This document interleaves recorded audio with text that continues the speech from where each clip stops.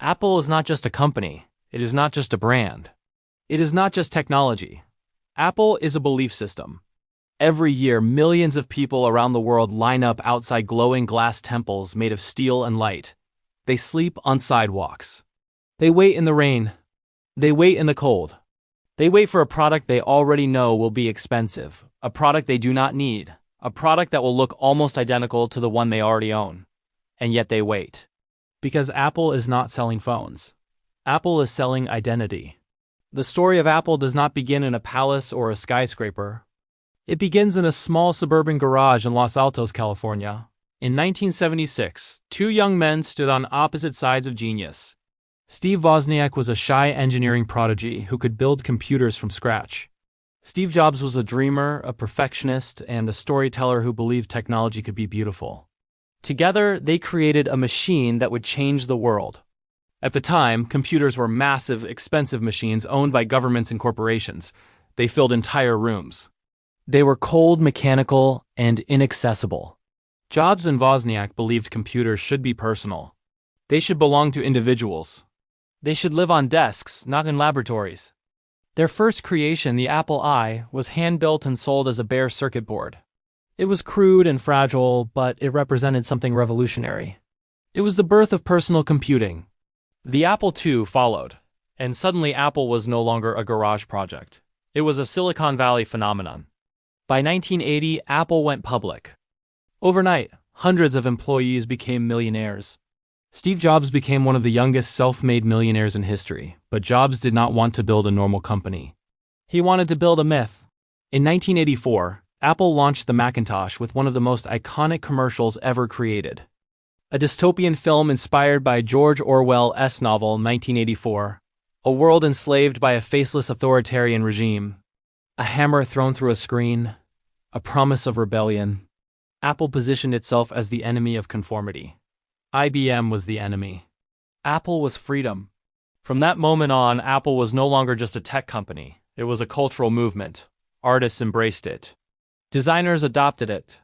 Musicians, filmmakers, writers, and rebels chose Apple as their weapon of choice. Owning a Mac meant you were different. You were creative, you were special. But behind the glowing logo, chaos was growing. Steve Jobs was brilliant, but he was also ruthless. He demanded perfection. He humiliated employees. He ignored budgets. He rejected compromise. He believed reality could be bent by force of will. Inside Apple, power struggles exploded. Executives turned against him.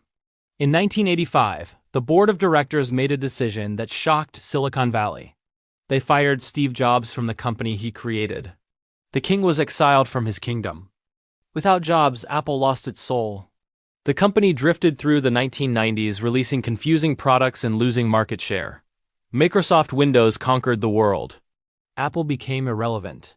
By 1997, Apple was only weeks away from bankruptcy. And then the impossible happened. Steve Jobs returned. This time he came back as a dictator. He fired thousands of employees. He killed entire product lines. He simplified everything. One desktop, one laptop, one vision. The iMac was born. Bright colors, curved plastic. A computer that looked like art. It saved Apple from extinction. Then came the iPod. A tiny white device that put 1,000 songs in your pocket. Suddenly, Apple was cool again. But the real transformation was still coming. In 2007, Steve Jobs walked onto a stage and introduced a device that would reshape human behavior forever. The iPhone. It was not just a phone, it was the internet in your pocket. A camera, a music player, a GPS, a wallet, a computer. The iPhone rewired the human brain. People stopped remembering phone numbers. They stopped carrying maps. They stopped wearing watches. They stopped using cameras. They stopped talking to strangers. They stared at screens. Apple created the app economy. Entire industries were born inside a piece of glass. Social media exploded. Dating apps replaced romance. Notifications replaced memory. Dopamine replaced patience. Apple was no longer a tech company. It became the most powerful consumer brand in human history. By 2018, Apple became the first trillion-dollar company.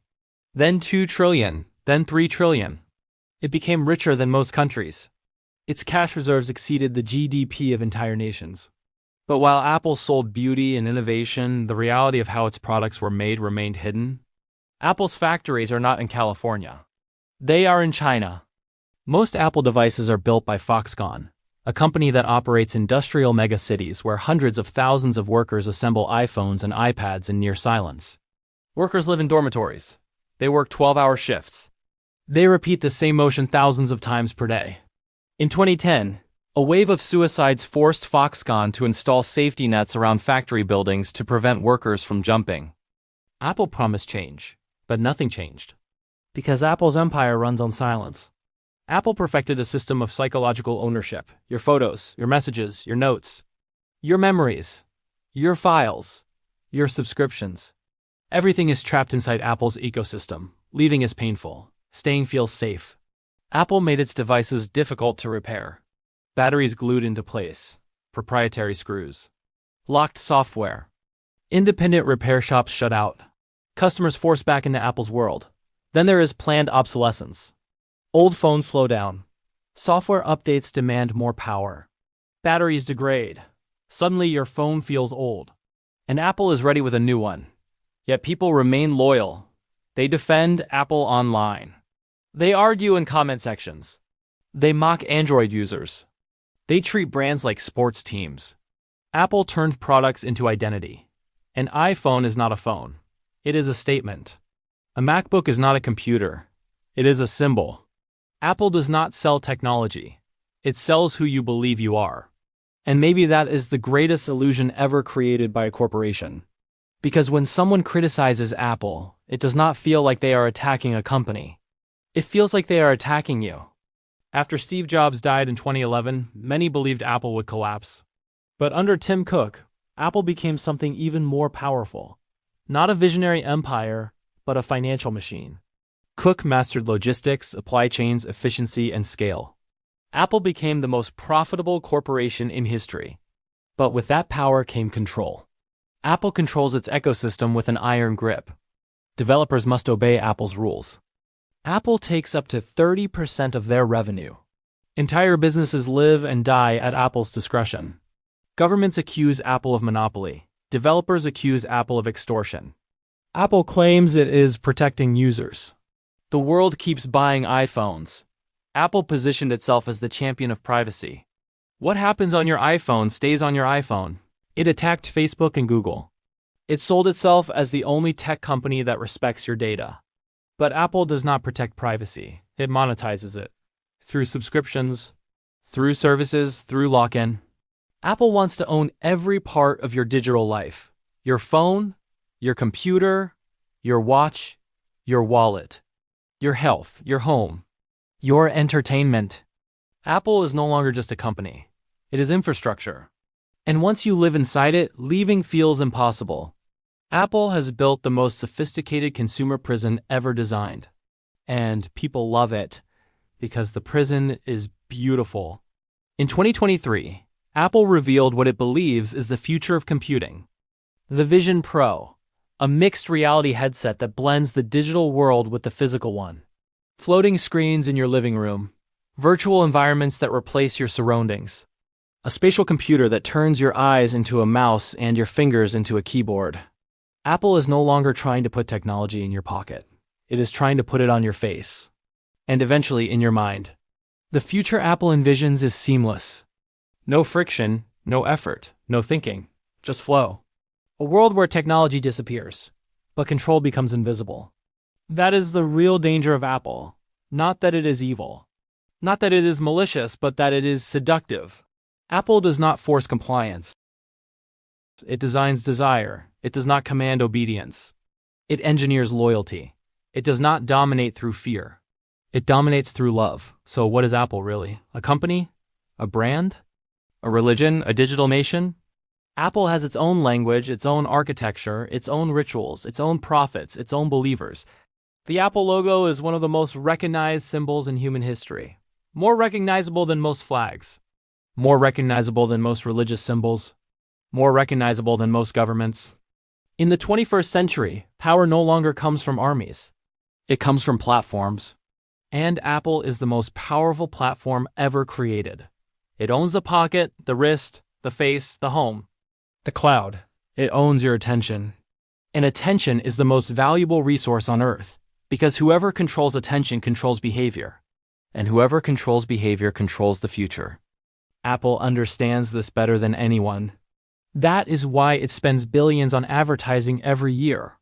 Not to sell products, but to reinforce belief. To remind the world that Apple is not just a choice, it is the right choice. The beautiful choice. The smart choice. The creative choice. The safe choice. The Apple choice. And once that belief is installed, it becomes almost impossible to remove. Because you are not defending a product. You are defending yourself. So the next time you unlock your iPhone, when you swipe across the screen, when you tap the glowing logo, remember, you are not just using a device. You are participating in the greatest branding experiment in human history. A machine designed not just to live in your pocket, but to live inside your mind. And long after the next phone is released, after the next update, after the next keynote, Apple will still be there, watching, learning, adapting, because Apple is not building the future. It is owning it.